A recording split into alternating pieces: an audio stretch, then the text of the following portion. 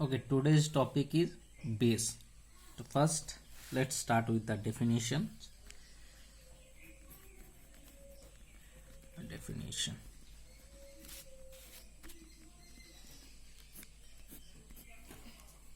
First, according to Arrhenius theory. According to Arrhenius theory, the substance which gives OH minus ion in aqueous solution is known as acid, और तो substance which give H plus ion in aqueous solution is known as acid. ये हम लोग पहले पढ़ चुके थे. अब बेस की डेफिनेशन ठीक वही है. The substance which gives OH minus ion in aqueous solution is known as a base. कोई सब्सटेंस अगर है, एग्जाम्पल के तौर पे NaOH लेंगे. ओके, अगर एक्वस मतलब पानी, आप इसको ऐसे भी लिख सकते हैं NaOH water, Na plus OH minus, Na plus OH minus. Okay, हल्का वाला लेते हैं एक CaOH whole two aqua solution. आप इसको लीजिए कैल्शियम 2 प्लस OH माइनस. मैंने बैलेंस नहीं किया है, आप बैलेंस कर लीजिएगा.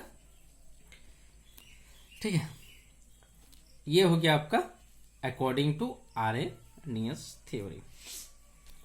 अब किस नेक्स्ट क्या है, एक नया टर्म आता है यहाँ पे, एक आता है बेस आर नोन एज एल्कालीज. ठीक है, एल्कालीज बेस. सभी बेस को हम एल्कालीज नहीं कहेंगे, उस बेस को हम एल्कालीज कहेंगे जो पानी में घुल जाए. मतलब water soluble base are known as alkalis. Water soluble base are known as alkalis. तो इसके प्रॉपर्टीज क्या है, वाटर सोल्यूबल होगा मतलब पानी में पूरा घुल जाएगा. एग्जाम्पल जितने भी स्ट्रॉन्ग है, स्ट्रॉन्ग बेस के अंदर आते हैं. ठीक है, ये सब स्ट्रॉन्ग है. आपका आ जाएगा कैल्शियम हाइड्रोक्साइड, ये स्ट्रॉन्ग नहीं है, माइल्ड है. मैग्नीशियम हाइड्रोक्साइड और बहुत सा. ठीक है, ये सब है आपका वाटर सोल्यूबल. ये water soluble, so that's why known as alkalis. ये बेस भी हैं, सारे बेस भी है, लेकिन इनके एक दूसरा नाम होता है alkalis because they are water soluble. अब आते हैं नेक्स्ट, सेकेंड हमारा जो टॉपिक है अकॉर्डिंग टू प्रोटॉन ट्रांसफर, और उसको बोलते हैं अकॉर्डिंग टू, बोलिए बोलिए, Bronsted Lowry concept. According to Bronsted Lowry concept.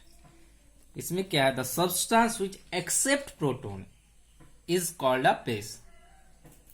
कोई सब्सटेंस अगर प्रोटॉन को एक्सेप्ट कर रहा है तो हम उसको बेस कहेंगे. तो डेफिनेशन क्या है, बेस का मतलब है proton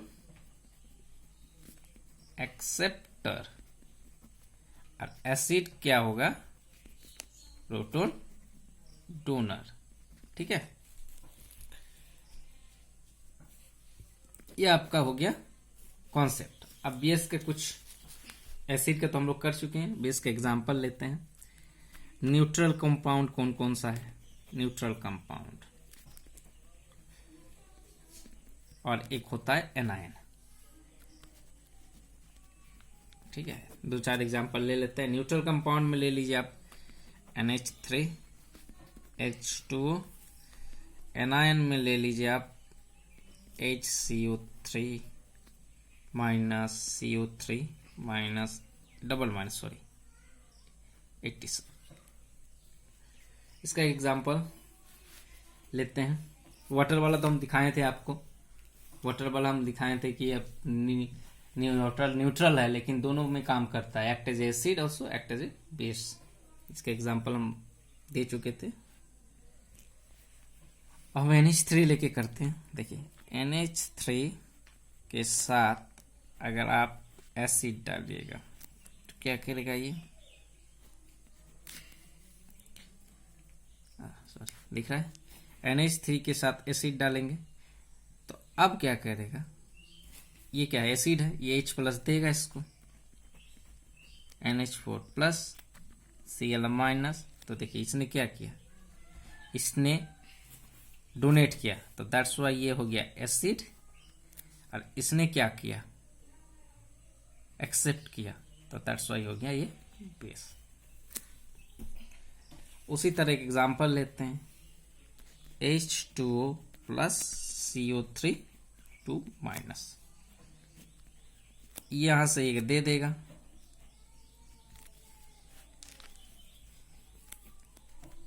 HCO3 single minus plus OH minus. तो ये क्या किया एक्सेप्ट किया, और ये क्या डोनेट किया, तो that is acid and that is base. यहाँ पे H2 act as a acid. एक एग्जांपल ले लेते हैं जहां H2 act as a base, H2 plus HCl। यहाँ E तो ऑलरेडी एसिड है, वो नॉन एसिड है, H प्लस देगा, ये ले लेगा H3O plus Cl minus. In this reaction H2 act as a base, so H2 act both as an acid and base also. So this is the example of base according to Bronsted-Lowry concept. Now move to the properties of acid, sorry base, properties of an base.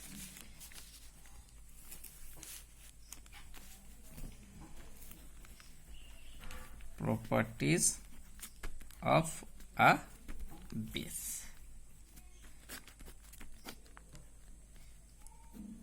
Okay. मैं वो सब नहीं बता रहा हूँ, it's सोफिन touch red litmus को blue में convert करता है, उस आप लोगों को पता है। हम लोग सीधा रिएक्शन में चले जाते हैं। ओके, इसका फेमस रिएक्शन है रिएक्शन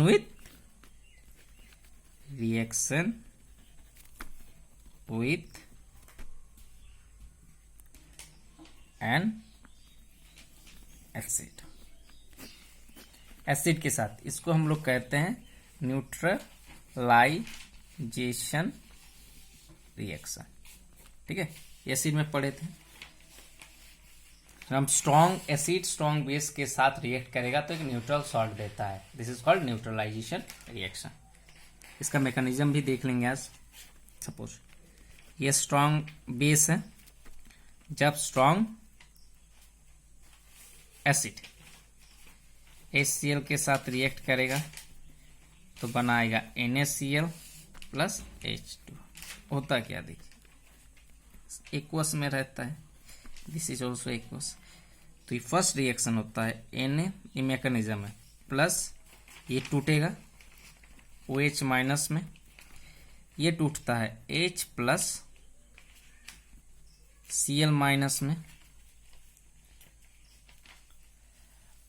अब ये इसको कैच करता है और ये इसको कैच करता है, तो फिर बन जाता है Na plus Cl minus plus H plus OH minus, that is called NaCl plus H2।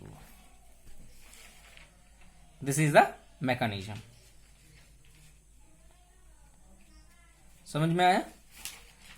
Next, जो कि हाथ थोड़ा चेंज कर लेते, हाथ दुख रहा है।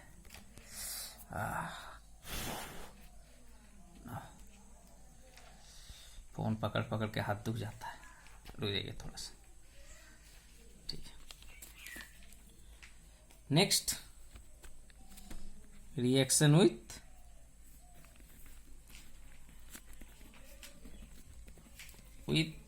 नॉन मेटालिक ऑक्साइड, ठीक है, non metallic oxide. Non metallic oxide specially CO2 के साथ रिएक्ट करता है।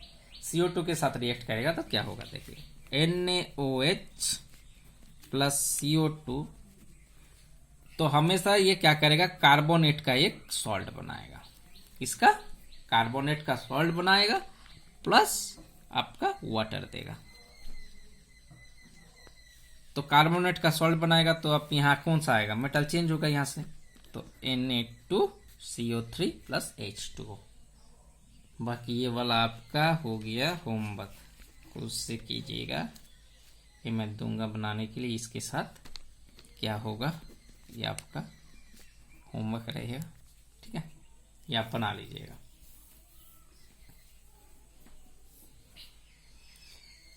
अब आता है थर्ड,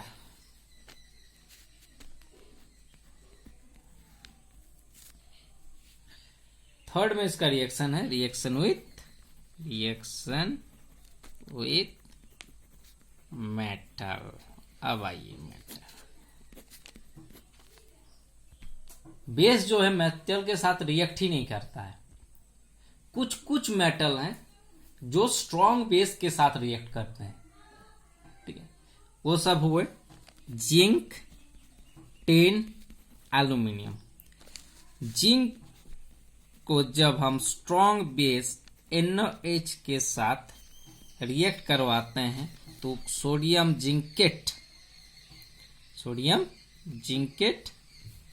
प्लस हाइड्रोजन गैस निकालता है, ठीक है। मतलब रिएक्शन विथ मेटल, बेस जब मेटल के साथ रिएक्ट करेगा, बेस जब मेटल के साथ रिएक्ट करेगा तो वो H2H गैस देता है, H2 गैस देता है, मतलब हाइड्रोजन गैस देता है। कौन कौन मेटल, बस यही 3 मेटल देता है। कब, जब स्ट्रॉन्ग बेस के साथ रिएक्ट करवाइए, NaOH और KOH, ठीक है।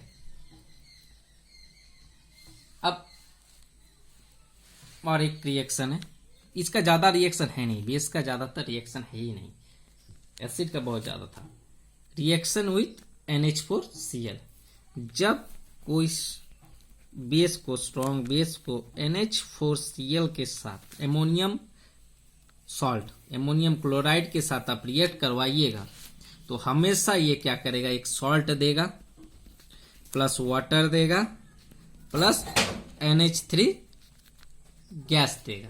तो यहाँ पे क्या होगा, पहले आप वाटर निकाल लीजिए, NH3 गैस निकाल लीजिए, तो बचा क्या, कौन सा सॉल्ट बनेगा, ये और ये मिला के जो आएगा वो सॉल्ट बनेगा, NaCl। ये था हमारा रिएक्शन। अब आते हैं कहां कहां लगता है यूज ऑफ बेस। ये मैन्युफैक्चरिंग इंडस्ट्री में बहुत लगता है, मैन्युफैक्चर, बहुत चीजों के मैन्युफैक्चर में लगता है, जैसे आपका टेक्सटाइल, सूप, फर्टिलाइजर, उसके बाद आप ले लीजिए ब्लीचिंग पाउडर आ गया, टेक्सटाइल आएगा, सोप आएगा, फर्टिलाइजर आएगा, ये सब प्रोडक्शन में आता है, ठीक है। और एक किसका यूज है, antacid, act as antacid, base है। तो एज जितना भी हम लोग को गैस हो जाता है, जिंटेक, देखिएगा फेमस एंटासिड का नाम है जिंटेक, वो सब क्या होता है, कंपोजिशन किसका होता है, मैग्नीशियम हाइड्रोक्साइड, इसका कंपोजिशन होता है, इसका मेन कंपोजिशन होता है मैग्नीशियम हाइड्रोक्साइड, बेस है। तो हमारे स्टोमक में एसिड होता है HCl, तो उसको जाके न्यूट्रलाइज कर देता है, तो एक्ट एज एंटासिड, ये आपका यूज है, ठीक है। अब आते हैं एक और नई चीज पे, खत्म हो गया, एक नया चीज पे आते हैं। हाँ, ये ठीक है, दोनों लेके करेंगे, एसिड और बेस। एक होता है, इसको ठीक करने दीजिए, एक होता है बेसिसिटी ऑफ एन एसिड, एक होता है एसिडिटी ऑफ अ बेस। ठीक है, इसको हिंदी में समझ लीजिए, इसका डेफिनेशन मैं बता देता हूं। The basicity of N acid is the number of hydrogen ion which can be produced by 1 mole of the acid। मतलब जो एसिड जितना H प्लस आयन देता है उतना उसका हो जाता है बेसिसिटी, वही हो जाता है। इसका 3 टाइप का है, देखिए, मोनोबेसिक, डाइबेसिक, ट्राइबेसिक। ठीक है, monobasic HCl, dibasic H2SO4, tribasic H3PO4। बहुत सारा हो सकता है, मैंने बस सिंपल लेके एग्जांपल दिया है। एसिडिटी ऑफ बेस, इसका 2 ही होता है, तब इसको बोलेंगे ये मोनोप्रोटोनिक भी बोलते हैं इसको, मोनोप्रोटोनिक, डाइप्रोटोनिक। ठीक है, प्रोटोन मतलब H प्लस आयन देता है, इसलिए इसका क्या है, जितना कोई भी बेस जितना OH माइनस एक्वस सॉल्यूशन में जितना OH, जितना number of OH minus ion देगा, मोनो एसिडिक NOH कितना आयन देगा, अगर इसको एक्वस सॉल्यूशन में डिसॉल्व कीजिएगा तो Na प्लस OH माइनस बनेगा, क्या बनेगा, Na प्लस OH माइनस। तो कितना नंबर ऑफ कितना 1, तो 1 का मतलब मोनो हो गया। उसके बाद आता है डाई एसिडिक, तो डाई एसिडिक का आपका है MgOH होल 2, बहुत सारा होगा CaOH होल 2। तो मैं इसको लेके करता हूं, इसको कभी भी एक्वस सॉल्यूशन में कीजिएगा तो ये देगा Mg2 प्लस कितना देगा, बैलेंस कीजिएगा तो 2 आएगा, 2OH माइनस देगा। तो ये कितना OH दे रहा है, एक्वस सॉल्यूशन में डिजॉल्व हो रहा है 1 mole of MgOH2 gives 2OH minus ion when it dissolve on water, dissolve in water. तो ये हो गया डाई एसिडिक। इसी तरह इसको भी अगर आयोनाइज कीजिएगा तो ये आएगा H प्लस Cl माइनस, कितना H प्लस आयन दे रहा है, एक। इसको कीजिएगा तो देगा 2H प्लस, इसको कीजिएगा तो ये देगा 3H प्लस, सॉरी प्लस आना है, माइनस कर दिए थे, ये देगा 3H प्लस। तो बेसिसिटी और acidity of base depends on, basicity of an acid depends on the number of H plus ion, और acidity of a base is depends on number of OH minus ion। ठीक है, तो यहाँ पे देखिए 1 है तो दिस इज मोनो, 2 देता है 1 molecule of H2SO4 gives 2H plus ion, तो ये हो गया डाइबेसिक, ये देगा 3H पे ट्राइबेसिक। उसी तरह ये देता है 1 तो होता है मोनोएसिडिक, ये देगा 2 तो होगा डाइएसिडिक। बस आज का टॉपिक यही है। नेक्स्ट टॉपिक होगा हमारा पीएच, उसके बाद हम लोग जाएंगे सॉल्ट, फिर चैप्टर खत्म। तो यहाँ हमारा हो गया एंड। ओके।